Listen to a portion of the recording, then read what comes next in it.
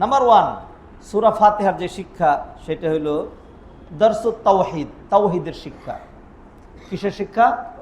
তাওহীদ। তাওহীদ মানে একত্ববাদ, যেটা কালিমার মূল কথা এবং যেই লক্ষ্যে আল্লাহ সুবহানাহু ওয়া তাআলা সকল প্রফেট এবং মেসেঞ্জার্স আল্লাহ সুবহানাহু ওয়া তাআলা তাদেরকে পাঠিয়েছেন, কিতাব নাজিল করেছেন, আমাদেরকে সৃষ্টি করেছেন। যেমন আল্লাহ কোরআনে বলছেন, ওমা আরসালনা মিন ক্বাবলিকা মির রাসূলিন ইল্লা নূহি ইলাইহি আন্নাহু লা ইলাহা ইল্লা আনা ফাবুদুন। নবী হে, আপনার পূর্বেও যত নবী রাসূল আমি প্রেরণ করেছি সবার কাছে আমি এই মর্মেই ওহী প্রেরণ করেছি যে আমি ছাড়া আর কোনো ইলাহ নাই, অতএব তোমরা সবাই একমাত্র আমি আল্লাহর ইবাদত করবা। এই যে একটা মেসেজ, এটা আদম টু প্রফেট মুহাম্মদ সাল্লাল্লাহু আলাইহি সাল্লাম এবং পৃথিবীর শুরু থেকে until the day of judgement, এই একটাই আল্লাহ সুবহানাহু ওয়া তাআলা গুরুত্বপূর্ণ মেসেজ, তাওহীদ। এই তাওহীদের শিক্ষাটা আল্লাহ সুবহানাহু ওয়া তাআলা সূরা ফাতিহায় মুখ্য করে তুলে ধরেছেন। আল্লাহ সুবহানাহু ওয়া তাআলা বললেন, আলহামদুলিল্লাহি রব্বিল আলামিন, আলহামদুলিল্লাহি রব্বিল আলামিন। এইখানে আমরা যেই তাওহীদের কথা বলি, তাওহীদ কয়েক রকম। তাওহীদুল উলুহিয়া, তাওহীদুল উলুহিয়া, উলুহিয়া ইলাহ মা'লুহ মানে ইবাদত। মানে হলো সকল ইবাদত আল্লাহর জন্য হবে, এটা হলো তাওহীদুল উলুহিয়া। এটা কি? তাওহীদুল উলুহিয়া। সকল কল্যাণ, অকল্যাণ, ইজ্জত, সম্মান, উত্থান, পতন, জীবন মরণ সব কিছুর অ্যাবসলিউট নিয়ন্ত্রক আল্লাহ, এটা হলো রুবুবিয়া। এটা কি? রুবুবিয়া। তাওহীদুল আসমা ওয়াস সিফাত, আর রহমান, আর রহিম, আল গফুর, আল গফফার, আত তাওয়াব, আল হাকিম, আল আলিম, আল কাবিদ, আল বাসিত, এই সবগুলো আল্লাহর নাম। এগুলি তো অন্য কেউ শরীক নাই, এগুলি তো অন্য কেউ শরীক নাই। আর রাজ্জাক, রিজিক দাতা, অন্য কেউ শরীক নাই। আল মুহয়ি, জীবনদাতা, অন্য কেউ শরীক। আল মুইজ্জু, ইজ্জত দাতা, অন্য কেউ শরীক নাই। এটা তাওহীদুল আসমাই ওয়াস সিফাত। সূরা ফাতিহার মধ্যে সব কয়টা আছে, সূরা ফাতিহার মধ্যে সব কয়টা আছে। ইয়াকা না'বুদু ওয়া ইয়াকা নাস্তাঈন, শুধু আল্লাহর ইবাদত করি, তাওহীদুল উলুহিয়া, তাওহীদুল উলুহিয়া। তারপরে আলহামদুলিল্লাহি রব্বিল আলামিন, তাওহীদুর রুবুবিয়া। রব্বুল আলামিন, পুরা জাহানকে তিনিই পালেন, তিনিই পালেন। আচ্ছা, একটা কথা চিন্তা করেন দেখি, যিনি একটা তিমি মাছরে খাওয়াইতে পারেন, যিনি পুরা জাহানটাই পালেন, তো সেই জাহানের মধ্যে আমি আর আমার ছোট্ট পরিবার, এইটারে পালা আল্লাহর জন্য কোনো বুঝা কিছু আল্লাহ পারে না? খালি আল্লাহর উপর একটু ভরসা করলেই হয়, তারপর আমরা পারি না। তাইলে আমি, আমার পরিবার যা আছে এগুলোকে কে পালবেন? তাহলে বাড়াচ্ছি না কথা, সেটা হলো এই সূরা ফাতিহা থেকে আমরা 1 নম্বর যে শিক্ষাটা নিচ্ছি, এটা খুবই গুরুত্বপূর্ণ শিক্ষা। সেটা হলো দরসুত তাওহীদ, দরসুত তাওহীদ, teaching of Tawhid, lesson of তাওহীদ, তাওহীদের শিক্ষা। 2 নম্বর আল ঈমান বিল ইয়াউমিল আখির। আল ঈমান বিল ইয়াউমিল আখির, আল্লাহর প্রতি ঈমান, আল্লাহর প্রতি ঈমান। সূরা ফাতিহার মধ্যে ঈমানের সমস্ত বিষয়গুলো নিয়ে আসা হয়েছে। তাইলে আমরা আগে যেটা আলোচনা করলাম সেটা ঈমান বিল্লাহ পেলাম, ঈমান বিল্লাহ। কারণ নবীজি সাল্লাল্লাহু আলাইহি ওয়াসাল্লাম ঈমানের 6টা কথা বলছেন না? জিবরাইল যখন প্রশ্ন করলেন, আখবিরনি মাল ঈমান, বলো ঈমান কাকে বলে, তখন নবীজি বলেন, আনতুমিনা বিল্লাহি, আনতুমিনা বিল্লাহি, আল্লাহর প্রতি ঈমান রাখবা, ওয়া মালাইকাতিহি ওয়া কুতুবিহি ওয়া রাসূলিহি ওয়াল ইয়াউমিল আখির। তাহলে এখানে পেলাম ঈমান বিল্লাহ, এরপরে ঈমান বিল ইয়াউমিল আখির, ঈমান বিল ইয়াউমিল আখির, আখিরাতের কথা কোথায় আছে? কোন আয়াতের মধ্যে বলেন? মাশাআল্লাহ, মালিক ইয়াউমিদ্দিন। কোথায়? মালিক ইয়াউমিদ্দিন, বিচার দিবসের মালিক। তার মানে হলো এই দুনিয়ায় শেষ না, আরেকটা দিন আছে যেই দিন বিচারের কাঠগড়ায় আমাদেরকে দাঁড়াতে হবে, এবং যেদিন আল্লাহ সুবহানাহু ওয়া তাআলা প্রতিটা মানুষের সব তো রেকর্ড করা আছেই। এরপর আল্লাহ আবার বলবেন, মাই স্লেভ, মাই সার্ভেন্ট, মাই বান্দা, stop here, reply my question, I am directly asking you, be careful. কি মনে করেন জবটা কি দিবেন? যদি আমাদের কাউকে বলা হয় যে রিমান্ড আছে, কোথায় রিমান্ড আছে? সেনাবাহিনীর রিমান্ড, রেবের রিমান্ড, তো আগেই তো আমি একটু বাথরুম থেকে আসি, ঠিক না, এরকম শুরু হয়ে যায়। তাহলে আপনি কি মনে করেন সেইখানে গিয়ে যখন জিজ্ঞাসা করে এরকম এরকম বলে যে বিশ্বাস করেন এখানে আল্লাহর হস্তে বলছি, হ্যাঁ আমি এই ধরনের কোনো কিছুর সাথে কখনো জড়িত ছিলাম না, প্রশ্নই আসে না, থাকলে মানুষ সাফ করে বলে। আর আল্লাহর সামনে যখন বলবে যে আল্লাহ আপনি বিশ্বাস করেন আমি সবসময় নামাজ পড়তাম, হ্যাঁ তখন আল্লাহ বলবেন আচ্ছা ঠিক আছে আমার একটা সেজদা করো, হ্যাঁ এরপরে তখন সে হাজার চেষ্টা করবে তার মাথা আর নেবে না। এরপরে যখন মিছা কথা বলবে তখন আল্লাহ সুবহানাহু ওয়া তাআলা বলবেন আচ্ছা ঠিক আছে তারা আমি ব্যবস্থা করছি, তখন জিহ্বাটা টান দিয়া এই মাথার উপর দিয়ে পিছনে নিয়ে একটা পাথরের মধ্যে এরকম আটকে দেওয়া হবে। এরপর বলবে হাত বল, পা বল, আল্লাহুম্মা নাখতিমু আলা আফওয়াহিহিম ওয়া তুকাল্লিমুনা আইদিহিম ওয়া তাশহাদু আরজুলুহুম বিমা কানু ইয়াকসিবুন। আর কত আয়াতের মধ্যে বলতে শুরু করবে। তাহলে আপনি কি মনে করেন দুনিয়ার রিমান্ড এইটা নিয়ে আমাদের এত কনসার্ন, ঠিক না? তাইলে আল্লাহর সামনে আমাকে আপনাকে দাঁড়াইতে হবে এবং অনুপস্থিত থাকার কোনো সুযোগই নেই। হ্যাঁ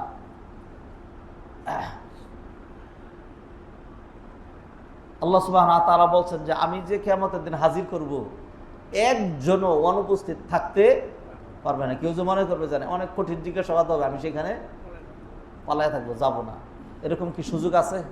না, সব রেকর্ড করা হচ্ছে। এই যে যা বলছে, এই যে আপনি হাসছেন, এই যে আপনি তাকাচ্ছেন, এই যে আপনি এখানে বসে রয়েছেন, সব কিছু সিসি ক্যামেরার মধ্যে আছে না? সব সিসি ক্যামেরার মধ্যে থেকে যাবে। যাই হোক, তাইলে ঈমান বিল ইয়াউমিল আখির, তাহলে সূরা ফাতিহা আমাদের মনে করতে হবে যে আমাদের দুনিয়া শেষ না, আমাদের কি আছে? আখিরাত আছে। এটা আরেকটা শিক্ষা পেলাম। আচ্ছা, তারপরে 3 নাম্বার, এটা হলো আল মুনাজাত বাইনাল আবদি ওয়াল মাবুদ। এটা হলো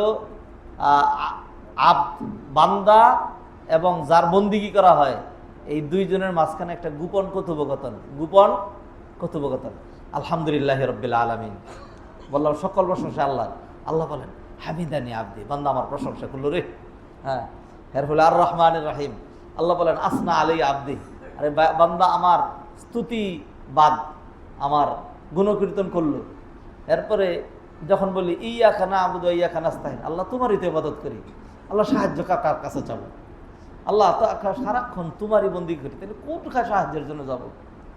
আল্লাহ যখন এইভাবে কেউ আল্লাহকে বলে আল্লাহ তোমারই তো ইবাদত করি, তো সাহায্য তো তোমার কাছেই চাবো, অন্য কোথায় সাহায্য চাবো? আল্লাহ সুবহানাহু ওয়া তাআলা সাহায্য করবেন নাকি করবেন না? তাইলে সূরা ফাতিহাটা দোয়া। সূরা ফাতিহাটা কি? দোয়া। দোয়া শুরু করতে হয় হামদ দিয়া। কি দিয়া? হামদ, আল্লাহর প্রশংসা দিয়া। হ্যাঁ, চেয়ারম্যান সাহেবের কাছে গেছেন, গিয়া বললেন যে আপনার মতো এরকম খবিশ মানুষ দুনিয়াতে আছে? হ্যাঁ, তো খারাপ কিছুক্ষণ এরপর যখন যে 1 মণ চাইল দেন, তখন কবেছে যে মায়ের খাওয়ার আগে ভাগ, ঠিক না? গিয়ে কি বলে মানুষ?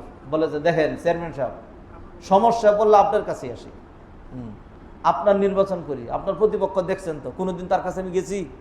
হ্যাঁ, আপনার জন্য মিছিল করতে গিয়ে গলা ভাঙিয়ে নেই আমি? হ্যাঁ, আপনি যেতগুলো বুট পাইছেন এর পেছনে আমার ভূমিকা নাই? আপনার পিছনে তো লেগে থাকি। হ্যাঁ, এরকম করে যে আরো যতদিন আছে লেগে থাকুন। একটু পরে খোঁজে চেয়ারম্যান সাহেব বাসায় কিন্তু চাইল নেই। বলো কি তোমার বাসায় চাইল নাই, আমি থাকতে তোমার এত কষ্ট করা লাগবে? এটা দুনিয়ার সিস্টেম। এটা কি? দুনিয়ার সিস্টেম। আপনি যদি আল্লাহর কাছ থেকে কিছু পাইতে চান, হ্যাঁ, তাহলে আল্লাহর প্রশংসা করা লাগবে। আলহামদুলিল্লাহ, আল্লাহ তুমি ক্ষমাশীল, প্রশংসা, ক্ষমা করে দাও। আল্লাহ তুমি রাজ্জাক, রিজিক দাতা, তুমি রিজিক দাও। আল্লাহ তুমি সম্মানের মালিক, আল্লাহ তুমি হেদায়েতকারী, আল্লাহ তুমি এরকম, আল্লাহ তুমি দেনেওয়ালা, আল্লাহ তুমি দোয়া কবুল করেনেওয়ালা। এরকম বইলে আল্লাহ তুমি কবুল করো, তাহলে আল্লাহ কি করেন? কবুল করেন। অতএব এটা আল্লাহর কাছে মোনাজাত, ইয়াকা না'বুদু ওয়া ইয়াকা নাস্তাইন, ইহদিনাস সিরাতাল মুস্তাকিম, সিরাতাল, সবচেয়ে ভালো জিনিস আপনি চাচ্ছেন, এর চেয়ে বড় চাওয়ার জিনিস আর কিছুই নাই। হেদায়েত চাচ্ছেন, হেদায়েত নিয়ে আরো কিছু কথা, যালিকাল কিতাবু লা রাইবা ফীহি হুদাল লিল মুত্তাকিন, সেখানে ইনশাআল্লাহ আমরা সংযোজন করার চেষ্টা করব। আল্লাহ যেন আমাদেরকে তৌফিক এনায়েত করেন। অতএব সূরা ফাতিহার শিক্ষা হলো এটা বান্দা এবং আল্লাহর মাঝখানে একটা খুব দামি, হ্যাঁ, একটা কথোপকথন। হ্যাঁ, যেই কথোপকথনের ভিতরে সকল গুরুত্বপূর্ণ বিষয়ে আল্লাহ নিজে ইনক্লুড করে দিয়েছেন, তুই আমার সাথে এইভাবে কথা বল। আল্লাহু আকবার। 4 নাম্বার, ফিহি শিফাউল কুলুবি ওয়াল আবদান। সূরা ফাতিহার মধ্যে আমাদের শরীরের এবং আমাদের কলবের কি আছে, চিকিৎসা আছে। সত্যি নিয়মিত সূরা ফাতিহা পড়ে নিজের গায়ে দম করেন, ছেলের গায়ে দম করেন, বাচ্চার গায়ে দম করেন। অসুস্থ হয়েছে সূরা ফাতিহা পানি মেয়েদের ফু মারেন, এরপর খান। আল্লাহ কি করবে, শিফা দান করবে। আর সূরা ফাতিহা পড়েন, এটা আমল করতে থাকেন, দেখেন অন্তত কলবের যে রূপ, কলবের যে বেদি, সেগুলো কিছুই থাকবে না। আল্লাহ কোরআন নাজিল করছেন আমাদের কলবের চিকিৎসার জন্য। অনুনাজ্জিলু মিনাল কুরআনি মা হুয়া শিফাউন ওয়া রাহমাতুল লিল মুমিনিন। সূরা ফাতিহার সংক্ষিপ্ত কয়েকটা শিক্ষা নিয়ে আমি 10টা এখানে নিয়ে আসছি। শত শত শিক্ষা আছে, 10টাকে একটু সংক্ষিপ্ত করে বলছি, যেহেতু সূরা বাকারার আলোচনা করব। 5 নাম্বার, সূরা ফাতিহা হলো আযমু সূরাতিন ফিল কোরআন, যেটা আগে তাফসীর আলোচনা করছি। সূরা ফাতিহা সাইজে ছোট, মানে বড়। খালি সাইজে বড় হইলেই দারোগা হওয়া, মোটা হইলেই দারোগা হয় না। বাঙালি প্রসিদ্ধ প্রবাদ আছে না, মাথার ভিতরে তো কিছু থাকতে হবে, মাথাওয়ালা হইতে হবে। তাহলে সূরা ফাতিহা কলবেরও ছোট, কিন্তু এটাকে জিস্ট কোরআন বলা হয়েছে। এটা কি জিস্ট কোরআন, সংক্ষিপ্ত কোরআন। আচ্ছা, 6 নম্বর, লা তাসিহুস সালাতু ইল্লা বিহা ফাহুয়া রুকনুম মিন আরকানিস সালাহ। সূরা ফাতিহা ছাড়া কোনো নামাজ কিনা শুদ্ধ না। এবার আপনি বলেন যে আমার এক আত্মীয় মারা গেছে, জানাজার দুয়ায় যাব। জানাজার কি, জানাজার নামাজ? আরে না, জানাজার দুয়ায় যাব।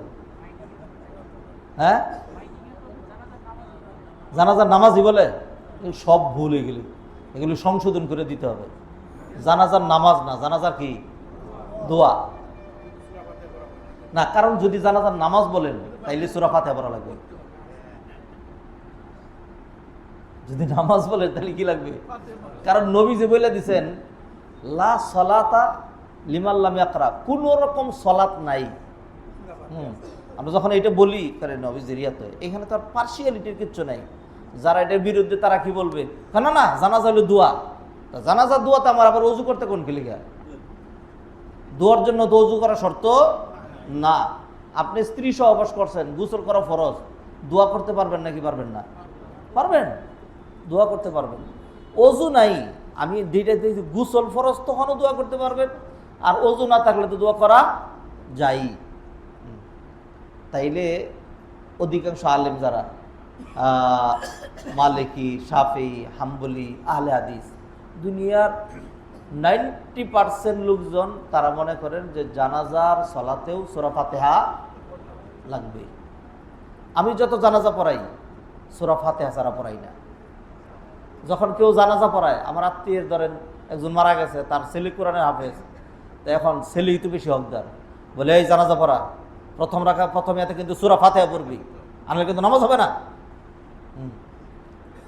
দোয়া হবে আর কি হবে, দোয়া হবে। যাই হোক, তারপরেও আমার এতটুকু উদারতা আছে, কেউ যদি আবার অন্য পন্থী থাকেন রাগ করেন না, এত উদারতা আছে, যেহেতু এটা একটা মাযহাবী সিদ্ধান্ত, যেহেতু এখানে ওলামায়ে কেরামের মত আছে, তো সেই জন্য আমি সেটাকে প্রাধান্য দিই না, তবে ফু দিয়ে উড়াইয়াও দিই না। অতএব প্রতি নামাজেই সূরা ফাতিহা লাগবে। সূরা ফাতিহা ছাড়া কি হয় না, নামাজ হয় না। এটা রুকন। এটা কি নামাজের যে কটা রুকন আছে তার মধ্যে একটা রুকন হলো সূরা ফাতিহা পড়া। 7 নম্বর, দরসুল ওয়ালা ইওয়াল বারা।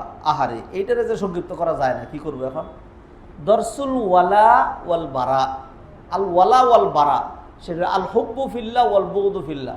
আল্লাহর জন্য সম্পর্ক স্থাপন আর আল্লাহর জন্য সম্পর্ক ছিন্ন করা। আমাদের কর্নেল ভাইয়ের সাথে আমার সম্পর্ক কিসের সম্পর্ক? আল্লাহর জন্য সম্পর্ক।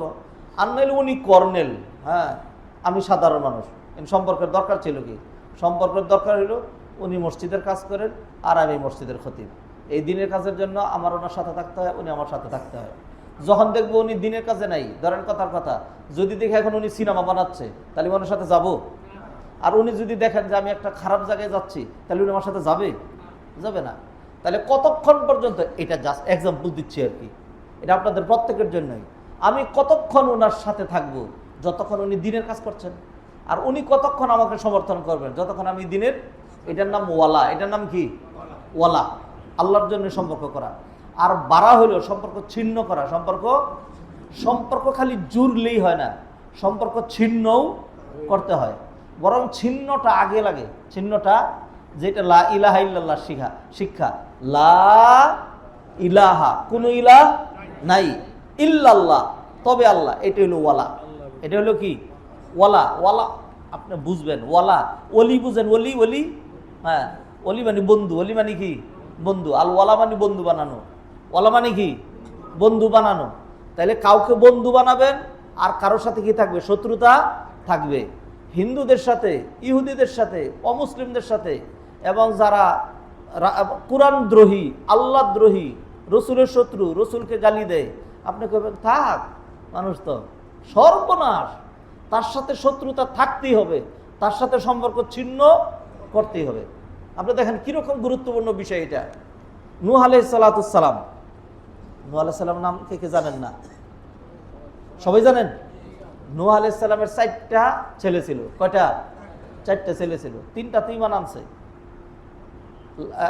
একটা ঈমান আনে নাই, ওইটার নাম কেনান। ওইটার নাম কি? কেনান। তো নূহ আলাইহিস সালাম তাকে বললেন, তাড়াতাড়ি কালেমা কইরা এই নৌকা তুট, আনালে কিন্তু ডুবে মরে যাবি। আমি আঞ্চলিক সাধারণ ভাষায় বললাম আর কি। সব এত শুদ্ধের দরকার কি? সাদা মাটা সারেন কিছু। হ্যাঁ, আমার ওয়াইফ অনেক সময় সাথে রাগ করে, হ্যাঁ তুমি অশুদ্ধ কথা বললা কেন, আঞ্চলিকটা বললা কেন? আমি ঘরে বলে কি, এটা আমার পরিচয়, স্বকীয়তা, মানুষ দেখলেই বুঝবে যে আই এম ফ্রম গাজীপুর, শুনলেই বুঝবে ফ্রম গাজীপুর। হ্যাঁ, দেখেন না যে এত শুদ্ধ, এত পড়ালেখা করছে, সর্বশেষ মাঝে মধ্যে বলবে আই কিচ্ছি, তখন বোঝা যায় যে উনি কোন জায়গা, ঠিক না? মাশাআল্লাহ। তা কি বলতেছিলাম? নূহ আলাইহিস সালাম তার ছেলেরে বলল যে ঈমান আইনা তাড়াতাড়ি নৌকা তুট, আনালে মরবি কিন্তু। আপনি কি মনে করেন নূহ আলাইহিস সালাম এই মুহূর্তে তার ছেলের দাওয়াত দিছে? এর আগে 950 বছর ধরে দাওয়াত দেয় নাই? ওয়ালাকাদ আরসালনা নূহান ইলা কওমিহি ফালাবিথা ফীহিম আলফা সানাতিন ইল্লা 50 আমা ফাআখাযাহুমুত তুফানু ওয়া হুম যালিমুন। নূহ আলাইহিস সালাম 950 বছর দাওয়াত দিতে থাকলেন কন্টিনিউ। মানুষ যখন দাওয়াত দেয় শুধু বাহিরেই দিবে নাকি তার পরিবারকে দিবে? পরিবার থেকে শুরু করতে হয়। আল্লাহ কোরআনে বললেন ওয়া'মুর আহলাকা বিস-সালাতি ওয়াসতাবির আলাইহা, নবী হে আপনি আপনার পরিবারকে সালাতের শিক্ষা দেন এবং ওয়াসতাবির আলাইহা, কষ্ট করে হলেও পরিবারকে নিয়ে দিনের উপরে টিকে থাকেন। অন্য আয়াতে আল্লাহ বললেন ইয়া আইয়ুহাল্লাযীনা আমানু কু আনফুসাকুম ওয়া আহলিকুম নারা, ঈমানদারেরা বাঁচাও নিজেদেরকে, protect yourself from the fire of জাহান্নাম এন্ড দেন ইউর ফ্যামিলি ওয়া আহলিকুম, পরিবারকে বাঁচাইতে হবে। হ্যাঁ, এরপরে না ধীরে ধীরে আপনি দাওয়ার পরিধি বাড়াবেন। তো নূহ আলাইহিস সালাম তার ছেলেকে দাওয়াত দিয়েছেন, সর্বশেষ তার ছেলে শুনলো না। ছেলে বরং ওই যে অহংকার, মানুষের যখন শয়তানে ধরে আর কি, বলে কি ক্বালা সাআওয়ি ইলা জাবালিন ইয়াসিমুনি মিনাল মা, বাবা চিন্তা করেন না আপনি আমার জন্য, আমি এমনি 60 গজ, আর ওই যে পাহাড় দেখতে পাচ্ছেন, লাফায়া পাহাড়ের উপরে উঠে গেলে পানি আমারে ধরবে কোত্থেকে? হ্যাঁ, পানি কোত্থেকে ধরবে? এরপরে যখন পানি ধরবে কোত্থেকে মানে, হ্যাঁ পানি ধরবে কোত্থেকে মানে, কে ধরবে? ওই যে আগে কিছুদিন আগে দেখতাম যে একটা সাইনবোর্ডের মধ্যে মেয়েদের ছবি দিয়া, মানে কিশোরী মেয়েদের ছবি দিয়া এইরকম করে একটা অঙ্গভঙ্গ করা হয়, আমাকে ঠেকায় কে? হ্যাঁ, এরকম একটা ছিল না, এরকম সাইনবোর্ড ছিল। হ্যাঁ, মানে এখন সে বড় হয়ে গেছে, এখন তারে আর কেউ ঠেকাইতে আল্লাহ পারবে না। হ্যাঁ, ঠেকানোওয়ালা কেউ আছে নাকি? নেই। আল্লাহ যদি ঠেকায় দিয়ে কি করবা? আল্লাহ ঠেকাই দিলে, আল্লাহ এমনভাবে ঠেকায় দিতে পারে কোনো কিছুই আর আপনি করতে পারবেন না। একটা ঘটনা বলি, কিচ্ছা, তারপরে আবার ফিরে আসতেছে এখানে। ইব্রাহিম আলাইহিস সালাতু ওয়াস সালাম তার স্ত্রী সারাকে নিয়ে হিজরত করছেন, হ্যাঁ, ইরাক থেকে, বাবেল থেকে। কোত্থেকে? বাবেল থেকে। হ্যাঁ, তিনি চলে আসতেন ফিলিস্তিনের বাইতুল মুকাদ্দাস এলাকা চলে আসবেন। আসতেছেন, মাঝখানে জালেম বাদশাহ, জালেম না, জালেম এন্ড বদমাইশ, জালেম এন্ড বদমাইশ, বদমাইশ দ্য গ্রেট।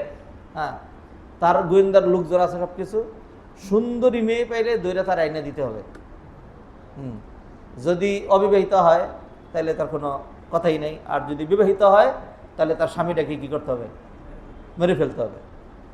ইব্রাহিম আলাইহিস সালাম এটা জানেন, যখন যাচ্ছেন তখন স্ত্রীকে শিখাই দিলেন, যাচ্ছি যে দিক দিয়া যদি এরকম বিপদে পড়েই যাই তাইলে তুমি স্বামী না বলে ভাই বোন পরিচয় দিবা, আমরা তো মেরে ফেলবে। হ্যাঁ, এবং তিনি যেটা করছেন এটা হলো তাউরিয়া, আরবিতে বলে তাউরিয়া, কথাটাকে একটু ঘুরানো, একটু ঘুরাইয়া বলা। আসলে এটা কি ছিল না, মিথ্যা না। তিনি বললেন যে এই আল্লাহর জমিনে তুমি ইমানদার আর আমি ইমানদার। আল্লাহ তো আমাদেরকে জানাই দিয়েছেন ইন্নামাল মুমিনুনা ইখওয়া, মুমিনরা পরস্পর কি ভাই ভাই, অতএব আমি তোমার ভাই আর তুমি আমার বোন, এটা বলবা। যাই হোক, আয়েশা যখন এই পরিচয় দিছে তখন ইব্রাহিম আলাইহিস সালাম ছেড়ে দিছে, যা ভাই বাক। হ্যাঁ, তার আমরা ধরে নিয়ে গেলাম। আল্লাহ সুবহানাহু ওয়া তাআলা ইব্রাহিম আলাইহিস সালামের জন্য একবারে সব কাশফ করে দিলেন, খুলে দিলেন। তিনি সব দেখতে পাচ্ছেন, আল্লাহ এরকম করে দিলেন ইব্রাহিমের জন্য, যাতে ইব্রাহিম আলাইহিস সালামের মনের ভিতরে কোনো সংশয় না থাকে। যখন নিয়ে গেছে তখন সারা আলাইহিস সালাম তিনি 2 রাকাত নামাজ পড়লেন। নামাজ পড়ে আল্লাহর কাছে হাত তুললেন, হাত তুলে বললেন, আল্লাহ, আমি নবীর স্ত্রী, আমি এরকম, আল্লাহ তুমি এই ইয়ার থেকে আমাকে হেফাজত করো। এরপরে এই বাদশাহ, এই জালেম বাদশাহ, বদমাইশ, সে যখন তার আসছে খুব খুশি, অন্যরা বলছে যে আজকে এমন সুন্দরী একজন আনছি, এরকম সুন্দরী আপনার পান নাই, ঠিক আছে তাহলে আজকের দিন আমার। এরপরে সে যখন ঘরে ঢুকছে, ঘরে ঢুকে এসে যখন এরকম ধরতে যাচ্ছে তো হঠাৎ করে দেখে কি, দেখেন যে নার্ভগুলো আছে না, নার্ভগুলো, হাত পা এগুলি সব এরকম হয়ে আসে, আর আগাইতে পারে না। তো এরপরে কয় দূর কি কয় কি এত সুন্দর গোল্ডেন চান্স, জোর করে যখন ধরতে যায় তখন একে আস্তে করে এরকম দাঁতে দাঁত লাগাইয়া এরকম করে জায়গায়। একবার যখন পড়ে যায় তখন আবার সারা আল্লাহর কাছে দোয়া করে, আল্লাহ তুমি তারে মাইরো না। তাই এই লোকগুলি বললো আমি আরে কি করছি, বাদশারে মেরে ফেলছি। আল্লাহ আবার হুশ ফিরে দেয়, সে কয়ে যে আবার সে আগাইতে চেষ্টা করে। এরকম 3-3বার যখন এরকম হয়েছে তখন সে বলে সর্বনাশ। পরে এদেরকে ডাকাই আনছে, শুন তোরা সর্বনাশ করছো, তোরা তো আজকে কোনো মানুষ আনস নাই, তোরা তো ধরে আনছ জিন। তোরা কি ধরে আনছ? জিন। এটা তো দূরে গিয়েও আমার কি করবে, ক্ষতি করবে, সর্বনাশ। আর যাতে ক্ষতি না করে তার একটা ভালো একটা হাদিয়া দিয়ে দে। তখন তারা হাজারকে দিয়ে দিল। কাকে? ইসমাইল আলাইহিস সালামের মা। বাংলায় আমরা হাজেরা কই, আরবিতে হইল হাজার। কাকে দিলেন? হাজার। এটা হাজার। আরেকটা আরবিতে হলো হাজার। হাজার মানে পাথর, হাজার না, আলিফ জবর হা, জিমরা, হাজার কে দিয়ে দিল। তাইলে আল্লাহ সুবহানাহু ওয়া তাআলা দেখেন এইখানে এই মহিলা থেকে এই লোককে আটকানোর দুনিয়াতে আর কোনো শক্তি নাই। ইব্রাহিম নাই, আর কোনো ইমানদার নেই, অন্য কেউ নাই। এখন সে তাকে যেমনে খুশি এমন বুক করতে পারতো না। আল্লাহ সুবহানাহু ওয়া তাআলা ঠেকাইতে পারছেন নাকি পারেন নাই? তাহলে তোরে কেউ ঠেকাইতে পারবে না, আল্লাহ পারবে না। ইন্নাল্লাহা আলা কুল্লি শাইইন কাদির। তো বলে লা আসিমাল ইয়াউমা মিন আমরিল্লাহি ইল্লা মার রাহিম। নূহ আলাইহিস সালাম বললেন, বাবারে আল্লাহর এই গজব থেকে কেউ বাঁচাইতে পারবে না। তুই যতই মনে করছ পাহাড় তোরে বাঁচাই দিবে, বাঁচাইতে পারবে না। এরপরে যখন সে মারা যায়, যখন পানির নিচে হাজারো চেষ্টা করে যখন ঘট করে যখন মারা যাচ্ছে, ধরেন বাবা তো সন্তান তো যতই হোক, তারপরে সন্তানের জন্য একটা মায়া থেকেই যায়। নূহ আলাইহিস সালাম আর পারেন নাই। নূহ আলাইহিস সালাম ডাক দিলেন, ওয়ানাদা নূহুর রাব্বাহু ফাকাল রাব্বি ইন্নাবনি মিন আহলি। ও আল্লাহ, আমার ছেলে তো আমার পরিবারভুক্ত, আপনি না ওয়াদা দিয়েছিলেন আমার পরিবারকে বাঁচাই দিবেন, ওয়ান তাহকামুল হাকিম। এবার আল্লাহ সুবহানাহু ওয়া তাআলা সাথে সাথেই নূহ আলাইহিস সালামকে ডাক দিলেন, কলা ইয়া নূহ ইন্নাহু লাইসা মিন আহলিক। আমি আল্লাহ ঘোষণা করলাম তোমার ঔরসজাত, তোমার ব্লাড কানেক্টেড সন হওয়ার পরেও, সন্তান হওয়ার পরেও আমি আল্লাহ নিজে তোমার এবং তোমার ছেলের মাঝখানের যে সম্পর্ক এটাকে কাট আপ করে দিয়েছি। ইন্নাহু লাইসা মিন আহলিক, সে কি না তোমার পরিবারই না। তাহলে বাপ বেটার সম্পর্ক এটা কি হয়ে যায়? কাটা হয়ে যায়। এটার নাম বারা। এটার নাম কি? বারা। সম্পর্ক ছিন্ন করাই লাগবে। তাহলে ইমানের মূলনীতি একটা, সেটা হলো আল ওয়ালা ওয়াল বারা। আল্লাহর জন্য কাউকে ভালোবাসা, আল্লাহর জন্য কাউকে, এই শিক্ষাটা আমরা পেলাম। ইহদিনাস সিরাতাল মুস্তাকিম সিরাতাল লাযিনা আনআমতা আলাইহিম। নবিয়্যিন, সিদ্দিকিন, শুহাদা, সালেহিনদের পথ দেখান, এটা হলো ওয়ালা। এটা কি? অর্থাৎ এই পথ দেখান মানে কি? এদের সাথে আমাদেরকে রাখেন, এরা আমাদের বন্ধু। এইবার গায়রিল মাগদুবি আলাইহিম ওয়ালাদ-দাল্লিন।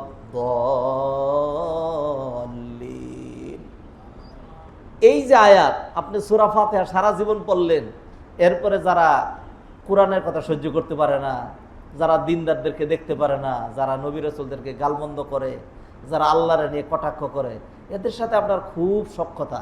তাইলে আপনি কি নামাজ পড়লেন আর কি সূরা ফাতিহা পড়লেন? তাহলে সূরা ফাতিহার শিক্ষা হলো কি? যারা খারাপ তাদের সাথে সম্পর্ক ছিন্ন করাই লাগবে। সবার সাথে ভালো হওয়া ভালো না, এত ভালো কিনা? ভালো না, এত ভালো ভালো না। এক লোক খুব খানা মানে রুচিবান ছিল, হ্যাঁ, যে কোনো কিছু খাইলি কইতে পারতো এটা কেমন খানা। যে কোনো দাওয়াতে গেলে সে বলতো যে খানা তো ভালোই হয়েছিল, কিন্তু মরিচ তো একটু বেশি দিয়ে দিয়েছো মিয়া। হ্যাঁ, আরেকখানে গিয়ে বলতো যে খানা তো ভালোই হয়েছিল, আজকে তো লবণ কম হয়েছে। আরেকখানে বলতো যে খানা তো ভালোই হয়েছিল, এখানে তো হলুদ বেশি হয়েছে, এইটাই হয়েছে। এক জায়গায় খাইতে গেছে, এখন ঝাল, লবণ, হলুদ সব ঠিক আছে, কোনো দিক দিয়ে কোনো ত্রুটি নাই। এখন নিচের দিকে মাথা দিয়ে খাচ্ছে।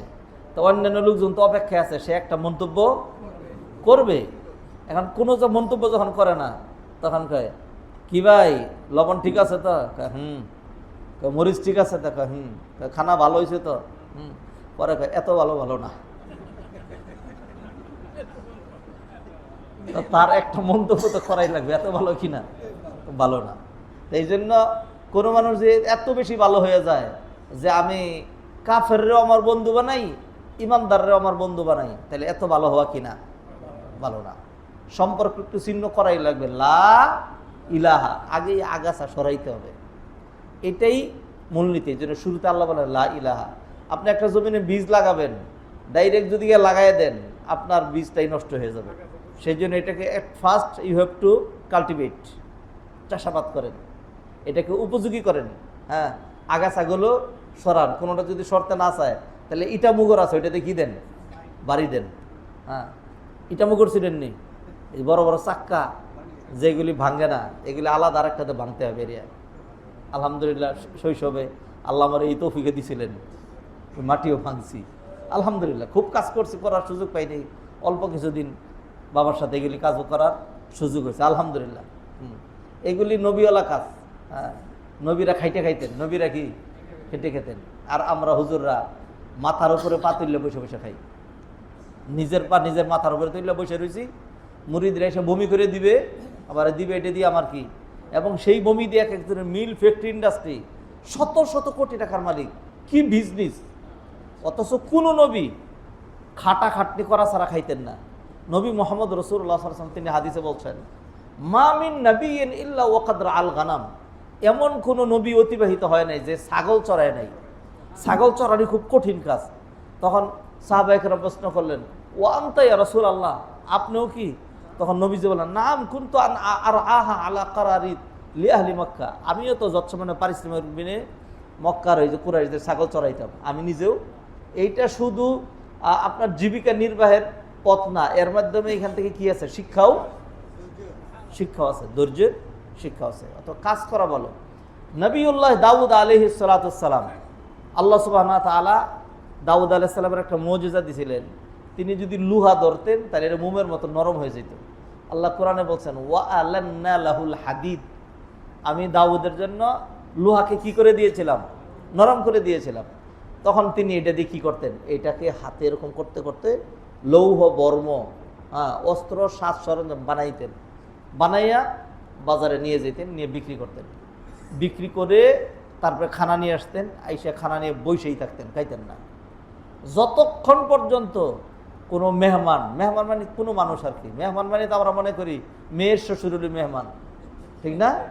এরকম না, মেহমান মানে যে কোনো লোক, একটা মানুষ পাইলে বলতেন ভাই আসো এবার খাই, তারপর তিনি খেতেন। তাইলে দাউদ আলাইহিস সালাম খাইতে খাইছেন নাকি না খাইটা? খেটে খেয়েছেন। তো খেটে খেতে হয়, কাজ করা, এটা কাজ করা ভালো। হ্যাঁ, এই জন্য মানুষ বলে না যে কাজের লোক, সে কি কাজের লোক মানে সে অনেক ভালো। আপনি তাহলে একটা আকামের লোক, কথা বুঝেন নাই? বাসায় যারা কাজ করে এদের পরিচয় দেখি কাজের লোক, তাইলে আপনি আকামের লোক, এই পরিচয় দিবেন না, বলবেন আমার সহযোগী। কি বলবেন? আমার সহযোগী, আমার সহকর্মী, আমার পরিবারের সদস্য, অথবা আরো সুন্দর কোনো শব্দ প্রয়োগ করবেন। তাকে একটু সম্মান দিলে আপনার সম্মানটা কে বাড়ায় দিবেন? আল্লাহ। আর তাকে একটু খাটো করলে আপনার সম্মান কে খাটো করতে পারেন? আল্লাহ সুবহানাহু ওয়া তাআলা। যাই হোক, সূরা ফাতিহার শিক্ষা নিয়ে আল ওয়ালা ওয়াল বারা, এটা নিয়ে আমরা আলোচনা করছিলাম। অতএব এখান থেকে আমরা একটা শিক্ষা নিলাম যে ভালোর সাথে আমরা বন্ধুত্ব করব, খারাপের সাথে, ভালোর সাথে জুড়বো আর খারাপের সাথে ভাঙবো, ছিন্ন করব। এটা যদি না করেন, এটা যদি না করেন তাহলে কি হবে? আমও যাবে, সালাও যাবে। সৎসঙ্গে স্বর্গে বাস, অসৎসঙ্গে সর্বনাশ। আবু তালেবের বন্ধুত্ব নবীর সাথেও ছিল। বন্ধুত্ব মানে কি? আবু তালেব নবীরে সবচেয়ে বেশি ভালোবাসতেন এবং নবীজি আবু তালেবের সবচেয়ে বেশি ভালোবাসতেন। এটার দলিল কোরআনের আয়াত, সূরা কাসাস 57 নম্বর আয়াত, 20 পারার 11 নম্বর পৃষ্ঠা, ইন্নাকা লা তাহদি মান আহবাবতা ওয়ালাকিন্নাল্লাহা ইয়াহদি মান ইয়াশা। হ্যাঁ, এই আবু তালেব শুধুমাত্র নবীর ধর্মটা ধরতে পারে নাই, এই কিসের কারণে? অসৎ সঙ্গের কারণে। সর্বশেষ আবু তালেব তো বলতে চাইছিল লা ইলাহা, বললেই তো কি হয়ে যেত? কাজটা হয়ে যেত। কিন্তু এই যে অসৎ সঙ্গে বলে যে আবু তালেব সর্বশেষ তুমি এই কাজটা করবা, আমরা তোমার অনুসারী না, তুমি আমাদের নেতা না। হ্যাঁ, পরে বলে থাক, আমি আমার বন্ধু নিয়েই জাহান্নামে যাই।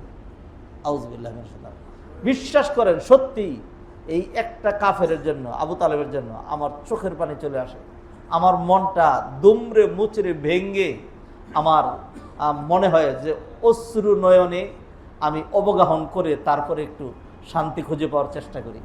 খুবই মায়া লাগে।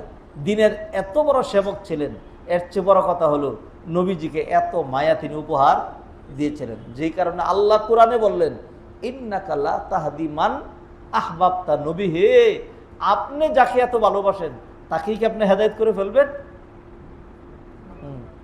তাইলে মনে রাখবেন, সূরা ফাতিহার শিক্ষা হলো যে আপনি খারাপ থেকে বেঁচে থাকার চেষ্টা করবেন।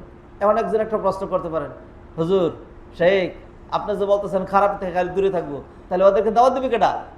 ওদেরকে ভালো বানাবে কেটা? বুঝেন নাই? ওদেরকে ভালো বানানোর মানুষ আছে। আপনাকে ক্যালকুলেশন করতে হবে, পারবেন নাকি পারবেন না। যদি না পারেন তো ছাইরা দেন, যদি না পারেন তো ছাইরা দেন। আর যদি ওই ক্যালকুলেশন ছাড়া ধরেন, পরে কিন্তু আর সুইডে আসতে পারবেন না। গল্প একটা কই। হ্যাঁ, মহিলা পুলিশ, দুই মহিলা পুলিশ চুর একটা দাওয়া করছে। এরপরে চুর তো এমনি চুর, বাচ্চা দেখলে দৌড় দেয়। হ্যাঁ, পরে যখন দেখছে পুলিশ দিছে দৌড়, তারপর দুই মহিলা পুলিশ। হ্যাঁ, এরপরে দৌড়াইয়া তো মহিলা দৌড়ে তো আর পারে না, তো একটা টায়ার্ড হয়ে গেছে। পরে চুর খেয়াল করে দেখে গেছে একটা তো আর আসতেছে না। হ্যাঁ, আরেকটা আসতেছে। তখন চুর দৌড়ের মিটার দিছে কমাইয়া, তো যেটা স্পিড কমাই দিছে আর কি। তখন যেটা নাকি দৌড়াচ্ছিল সে তো মনে হচ্ছে ধরেই ফেলতেছি। হ্যাঁ, তখন পিছনে পুলিশ ডাক দেখায়, তাক ছেড়ে দে, আয় পর, ধরা লাগবে না। কয়টা প্রায় ধরে ফেলছি। তাইলে ধর, এরপর ধরছে। পরে ধরছি, কয়তো লই আয়। হ্যাঁ, পরে আনতে পারতেছি না, ছেড়ে দে। আমি ছেড়ে দিছি, কিন্তু আমারে ছাড়তেছেন না।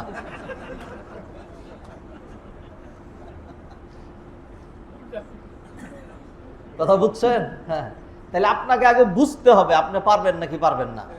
হ্যাঁ, লিকুল্লি ফান্নিন রিজাল, প্রতিটা জিনিসের কি আছে। হ্যাঁ, গাড়ি উঠায় যেটা জগ, এটা কি বলে? জগ। আমার প্রাইভেট কারের যেই জগ, এটা দিয়ে আপনি কভার ভ্যান উঠাইতে পারবেন? উঠবে?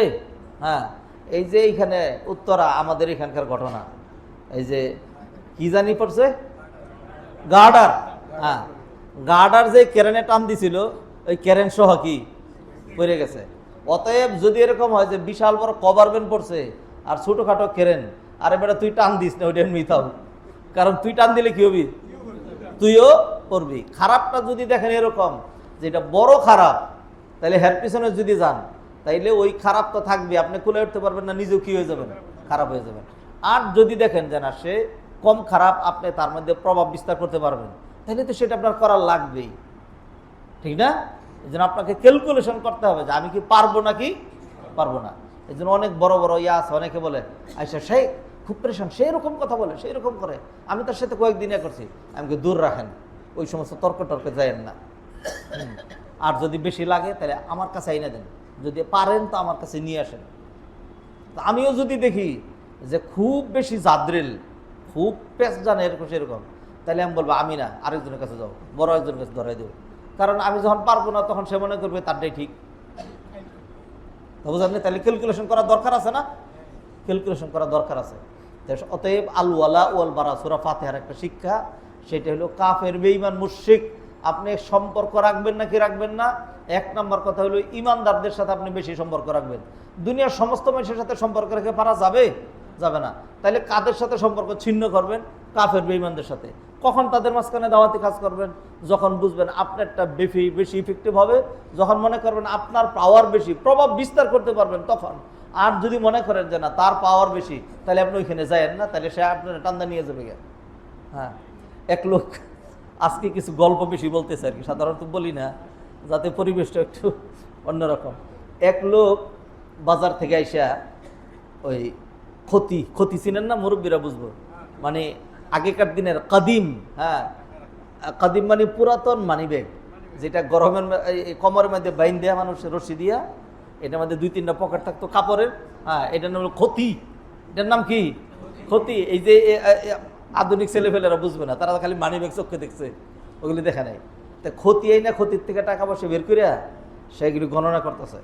তা আগে তো তাও ওরকম গট্টর ছিল না। এক লোক দেখে ঘরের মধ্যে বাতি, তো বেড়া ফাঁক করে তাকায় দেখে যে এখানে টাকা গুনে। তখন তার কাছে একটা 5 পয়সা ছিল, সে আস্তে করে ডিল দিয়ে ওখানে ফালাইছে, আস্তে করে ডিল দিয়া ফালাইছে। ফালানোর পরে ওই লোক সব গণনা করে টেরে শেষমেশ এইটা সহ গণনা করে ঠিকঠাক রেখে যখন সব তুলে ফেলছে, তখন ওই লোক কয় এই সর্বনাশ সর্বনাশ, করো কি?